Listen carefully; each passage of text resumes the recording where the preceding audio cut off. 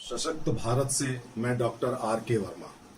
साथियों, आपने भारतीय राजनीति में भ्रष्टाचारी राजनीतिक पार्टियों के नाम सुने होंगे। बहुत सारी पार्टियां भ्रष्टाचार में लिप्त होती हैं, खासतौर से क्षेत्रीय राजनीतिक पार्टियां।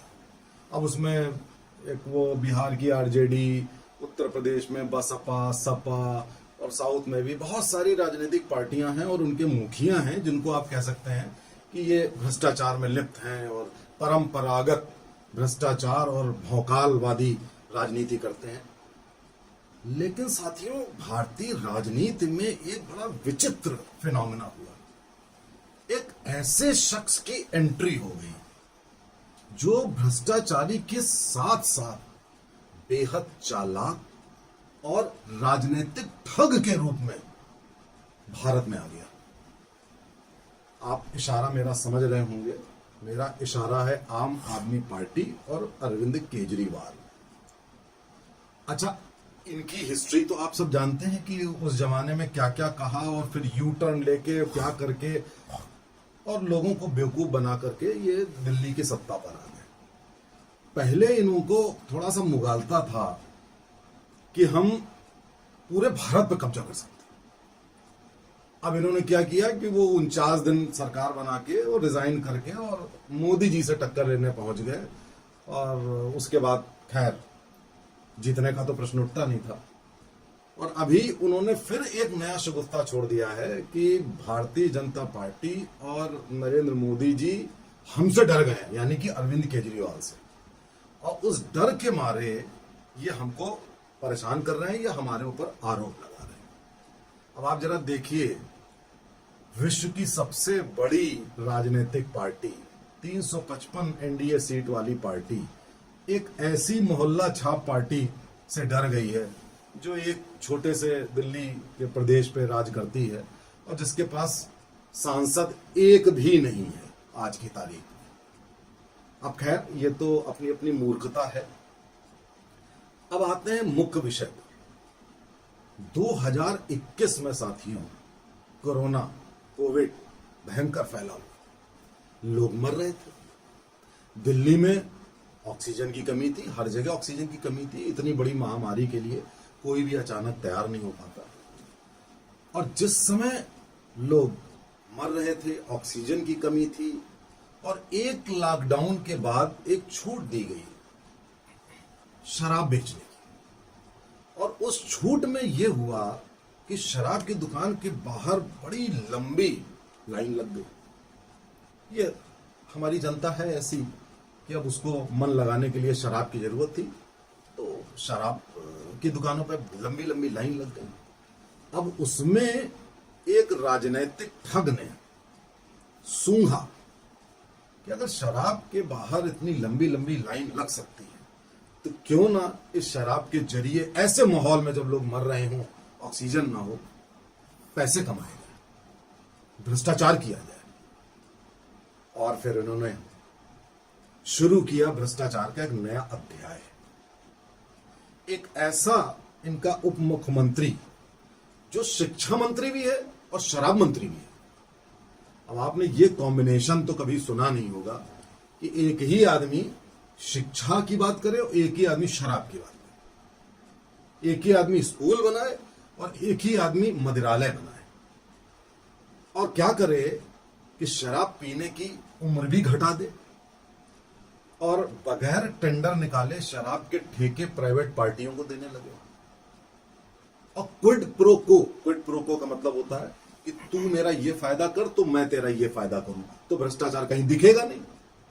एक तो होता है कि पैसे लेके आप काम करते हैं, एक होता है क्विड प्रो को, आप मेरा ये काम करिए, मैं आपका ये काम करूं। ऐसे माहौल में एक इनका शिक्षा मंत्री शराब की नई पॉलिसी बनाता है, बेहद गलत, भ्रष्टाचार से परिपूर्ण, और बना करके पैसे कमाने का एक नया अध्याय शुरू होता है।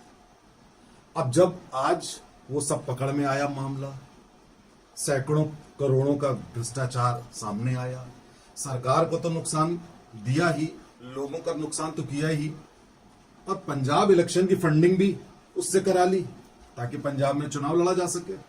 भ्रष्टाचार से क्या होता है, इसी तरीके से जीते जाते हैं। पंजाब का भी इलेक्शन कैसे जीता कि पंजाब में खालिस्तानियों को हवा देना, एक ऐसी सरकार का गठन कर देना जिनसे खालिस्तानी कंफर्टेबल हो और भारत विरोधी मुहिम चला सके।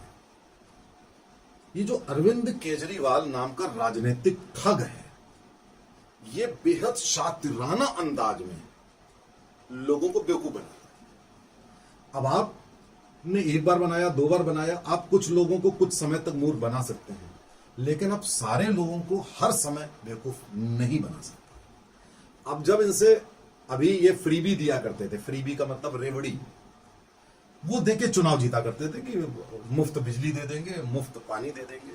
तो इसके ऊपर सुप्रीम कोर्ट ने एक पिटीशन फाइल की, ये फ्रीबी देना गलत है, क्योंकि सबने देखा कि श्रीलंका का क्या हाल है, पाकिस्तान का क्या हाल है, कैसे पूरे देश बिक गए, कैसे पूरे देश बर्बाद हो गए इस फ्रीबी के चक्कर में, वेनेजुएला टाइप के देश। तो उस पर संज्ञान लेना जरूरी है सुप्रीम कोर्ट का। अगर आपने संज्ञान नहीं लिया तो क्या होगा, एक दिन इस देश की भी यही हालत हो जाएगी। अब देखिए इस आदमी का शातिराना अंदाज कि फ्रीबी की, रेवड़ी की बात हो रही है, फ्री बिजली पानी की, तो ये बोला तुरंत कि हम तो फ्री शिक्षा और फ्री स्वास्थ्य की बात कर रहे हैं। मतलब पूरा यू टर्न, बात को हटा दिया। और अब जब बात हो रही है शराब की, तो बात क्या कर दी कि न्यूयॉर्क टाइम्स में निकला है कि हमारा शिक्षा का मॉडल बहुत बढ़िया है। एक स्कूल नहीं खोला, एक टीचर की भर्ती नहीं करी, जो एग्जिस्टिंग स्कूल थे उन्हीं के मॉडल बढ़िया किए।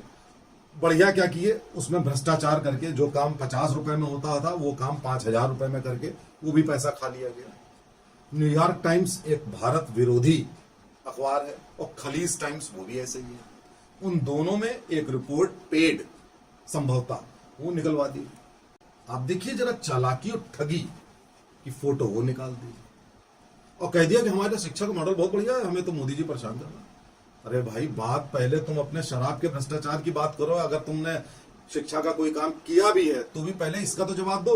इसके जवाब में गुजरात में हुक ट्रेजेडी पूरे देश में हुआ करती है, वो एक प्राइवेट क्राइम है, उसके ऊपर अंकुश सरकार लगाती है, लेकिन कोई झोपड़ी में शराब बना रहा है, हर झोपड़ी में सरकार घुस नहीं सकती। अब उसकी तुलना भ्रष्टाचार से कर देंगे।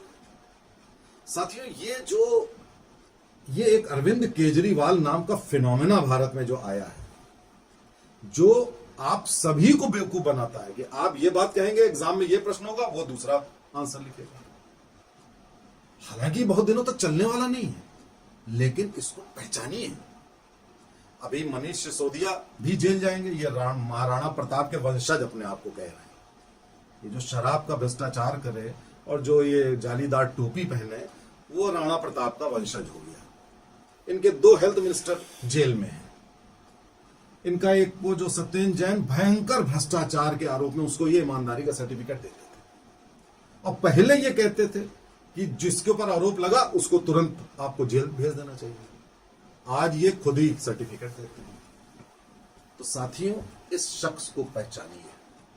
इसने बड़ा डैमेज किया है भारत का, इसने बड़ा डैमेज किया है दिल्ली और पंजाब का, चल ही रहा है डैमेज, आगे डैमेज ना होने पाए।